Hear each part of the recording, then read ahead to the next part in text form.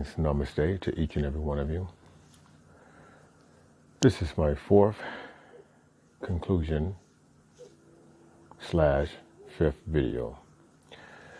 Why I like to say conclusion is because my fourth video, I started talking about the trucks, and then I was giving the explanation of why I picked the school that I picked, and the experience of why that was. Well, I was talking about the vehicles. The vehicles were, I don't have anything to compare them to, but there was an experience of driving a manual. We was doing a lot of backing with manual, which is known as stick. I guess other CDL drivers that watch this video understand that.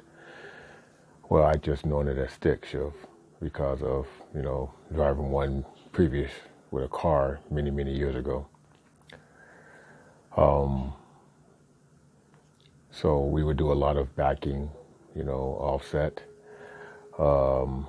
straight line back, parallel, conventional, and 90-degree dock. The pad was a very large pad, I would say, enough for 8 trucks. So it was fairly large, fairly adequate. The trucks were unique. They all had their own character. I mean, I had never really driven a manual semi before, ever. So I don't even know why I say really. So it left a little bit of a challenge on my left leg, because I was not used to pushing down on the clutch so much. So it was a great feeling of tension that was on this left leg. It was getting more work than I was prepared for. And then we would do some driving. We would do some driving out on the, the main streets into cities, residential areas, freeway. We were driving on the second, I guess we were driving on the third day of class. We was on a range on the second day of class. And I found that to be amazing. Because I was sitting there driving this behemoth of a piece of, metal and rubber. Truckers got a little saying, they go, if the wheels ain't turning, you're not earning. Well, I felt like I was earning something, which I wasn't earning anything. I was still in school. It just felt good to be behind the wheel of the career that I was chosen for myself. And they say if you do something you like, it's never like work, and it's never like work. I guess it's an adventure. It's never like work, and that's kind of what I felt. I really enjoyed driving a vehicle or driving a semi. So we did a lot of driving in residential areas, freeway driving, speed limits, taking observations of bridges, pedestrians, and I seemed to just fit right in with that. Now, this was driving a automatic, but I was backing in a manual. And I didn't know that there's a difference between the two, okay? I mean, these trucks had different frames. They had short frames, long frames, and I didn't know. I had no experience, so I don't know what's favorable or unfavorable. All I know is that I'm in a semi, it's bigger than a car, and it has a certain amount of wheels on it that I'm not used to, and it has a pivoting point.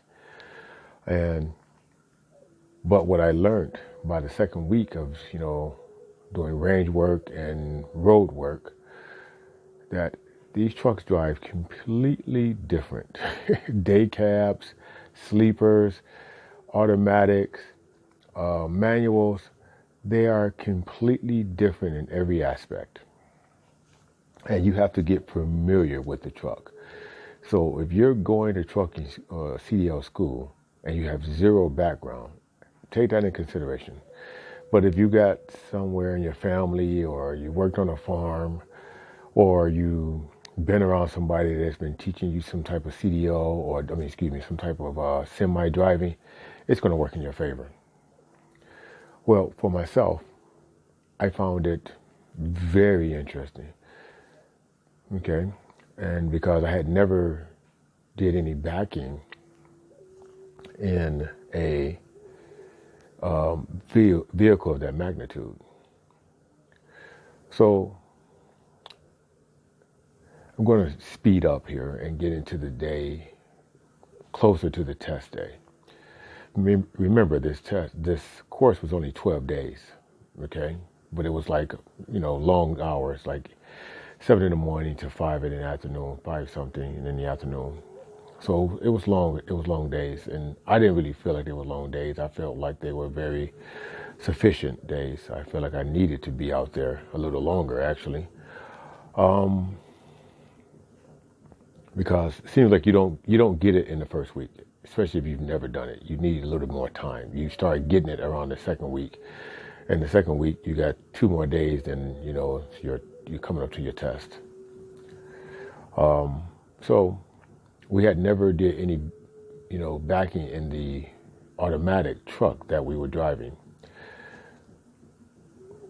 until we got a little bit of taste in it. Well, there was an instance where I had to do a little driving, and the instructor that was instructing me, and I was driving, and he wanted me to go a certain route.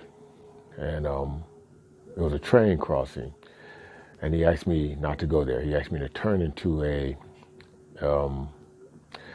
business, and I had to back up with this automatic truck. And now I'm used to driving the manuals, so I'm using the clutch. I find myself kicking my left feet, and I'm like, oh man, muscle memory on my left foot.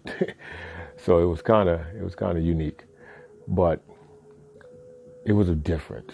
The handle of the automatic was completely different than handling the manual. Because if you don't know how to hold the clutch or come off the clutch correctly, the truck would jerk on you or it would stall on you.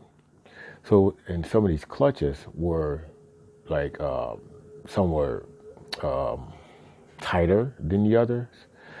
I guess that's the word I suppose to use or should use. I don't know the language properly yet, but I will get better.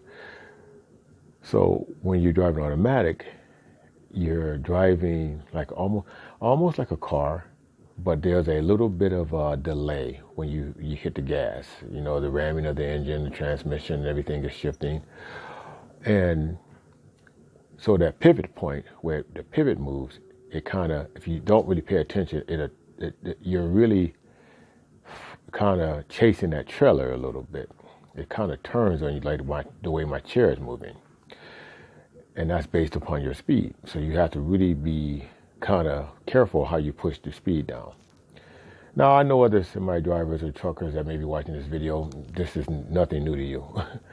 But for people that don't have any experience, maybe this is something you might want to consider to understand.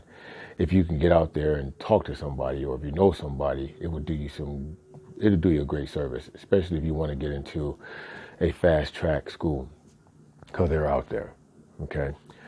And the things you might want to be, aware of or take some notes on. Now, as I went through this, I started taking this as observation. So I would come home and I would try to, write up some type of diagram of how the truck moved and turned. And there was a lot of things I kind of learned about it. But after that, I never backed it again until my test day. Now, that is something that, can be very alarming for someone that's never did it before. If you got some type of experience, you're going to breeze through it. But if you have zero experience, you're going to feel that. Being spiritual, everything is about experiencing. It's about experiencing the journey. And sometimes when it comes to experiencing the journey, most people think it's all about just, being positive. Well, you can be positive, and that's beautiful. But you're going to experience whatever it is that you've never experienced before. And that may consist of some type of low vibration. Because you have to understand. Everything is about understanding. Well, here's my 10 minutes. Like I said, I was only going to go for like 10-minute intervals. I'm at about 10 minutes and a couple of seconds here.